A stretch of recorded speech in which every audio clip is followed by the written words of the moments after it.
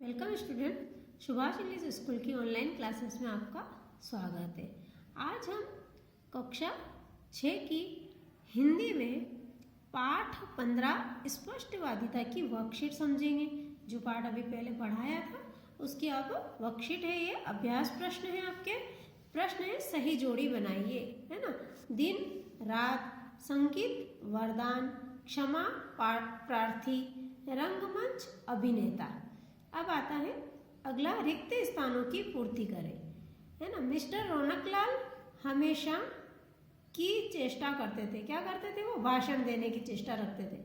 आनंद से वह संवाद बोल रहे थे।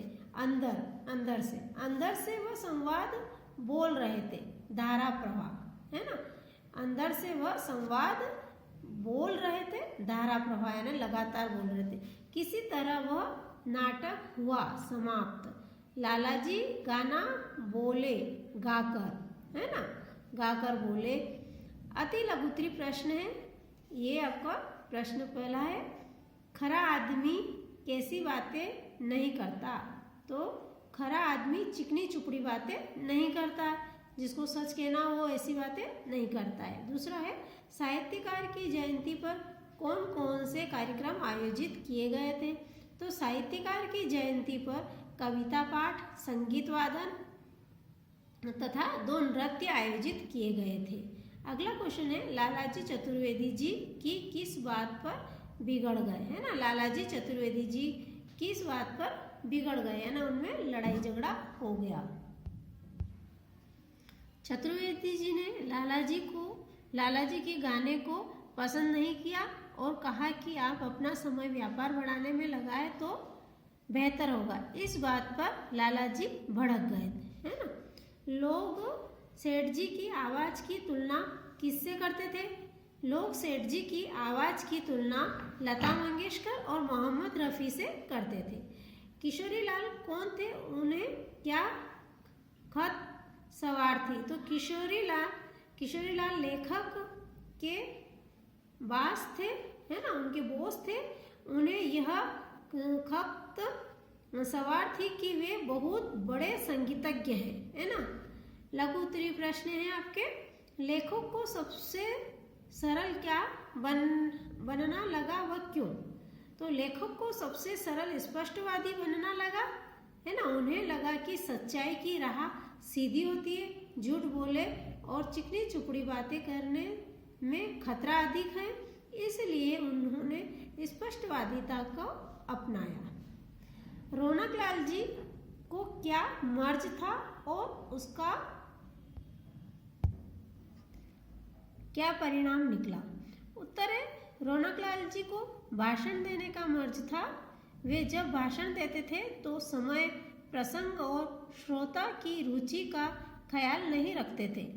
परिणाम यह हुआ कि एक दिन उन्होंने अपने भाषण से एक उत्सव का सत्यानाश कर दिया और फिर इस बात पर लेखक से उनकी झड़प हो गई, लड़ाई भी हो गई।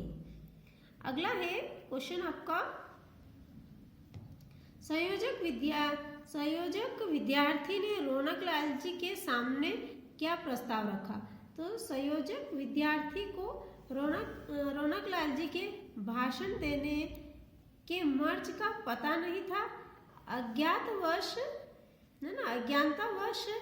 उसने रौनकलाल जी से साहित्यकार के जीवन के बारे में 5 मिनट बोलने का प्रस्ताव रखा। नतीजा यह हुआ कि उनके भाषण ने पूरे उत्सव को मटिया मेल करके रख दिया, यानी मिट्टी में मिला दिया। ये मटिया मेल का मतलब होता है मिट्टी में मिला दिया, यानी कि पूरे उत्सव की सत्यानाश कर दिया। उत्सव का सब जितना मज़ा था वो खत्म कर दिया। अगला है, लेखक घर में स्पष्टवादी क्यों नहीं बन सका। तो लेखक घर में स्पष्टवादी नहीं बन सका क्यों? कि इस आदत के कारण पत्नी से कई बार उनकी झड़प होने से बची। उनका जीवन दुर्भर हो गया, अतः उन्होंने स्पष्टवादिता को त्यागने का फैसला कर लिया। लेखक कटुवादी होने से क्यों बचना चाहता था।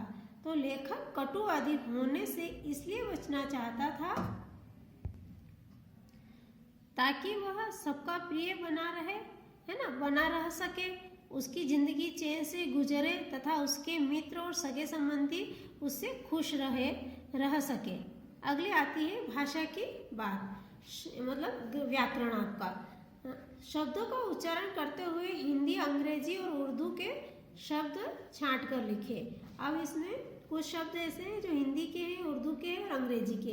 तो हिंदी शब्द है स्पष्टवादी, है ना, प्रतिज्ञा, गोष्ठी, सम्मेलन, आरंभ। उर्दू शब्द है मेहरबान, मर्ज, रोशन, महफिल। और अंग्रेजी शब्द है mister, boss, firm, cheat, pen, है ना। ये चीजें अलग अलग छाट कर लिखी हुई है। मुहावरों का वाक्यों में प्रयोग कीजिए। कुछ मुहावरे दिए गए हैं, जैसे 9 2 11, है ना।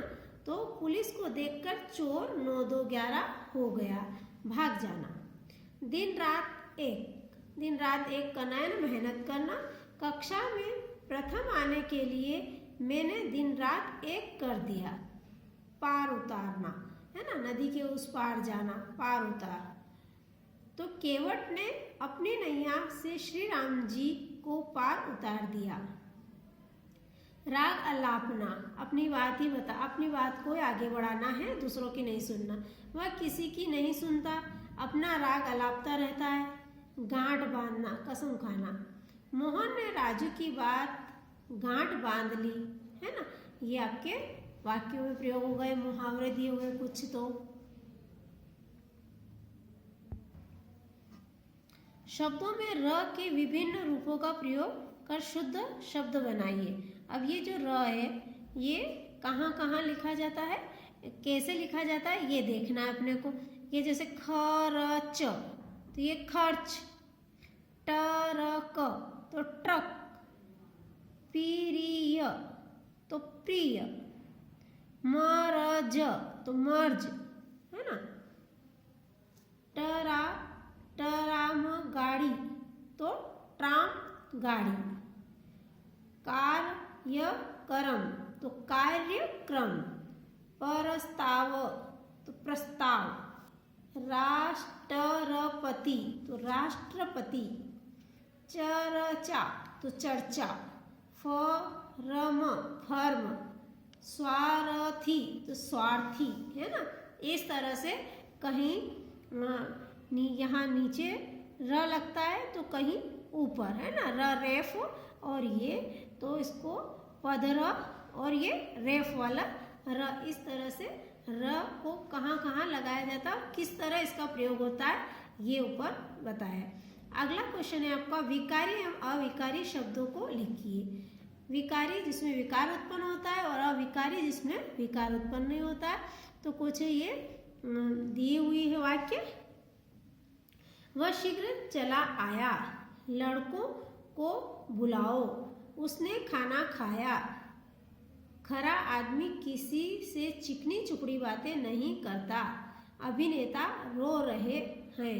अब इनमें से आपको ये विकारी और अविकारी शब्द अलग अलग करना है ना। अब विकारी शब्द में से देखो, वह, चलाया, है ना, लड़कों, बुलाओ, उसने, खाया, खरा आदमी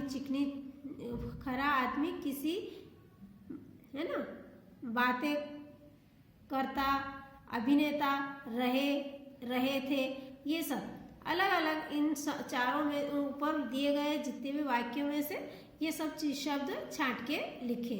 इसी तरह से अविकारी शब्द में देखो, शीघ्र, है ना, जल्दी, इसमें अविकारी है, इसमें कोई विकार नहीं है। खाना, फिर चिकनी चुपड़ी नहीं, फिर रो।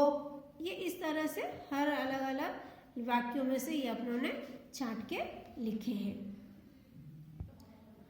अब आपके ये वर्कशीट कंप्लीट हो चुकी है ना। ये अभ्यास प्रश्न आपको आपकी फेयर कॉपी में सुंदर अक्षरों में लिखना है। फेयर कॉपियाँ भी कंप्लीट करना है ना, और उसमें से याद भी करना है। फेयर कॉपियाँ चेक भी की जाएगी।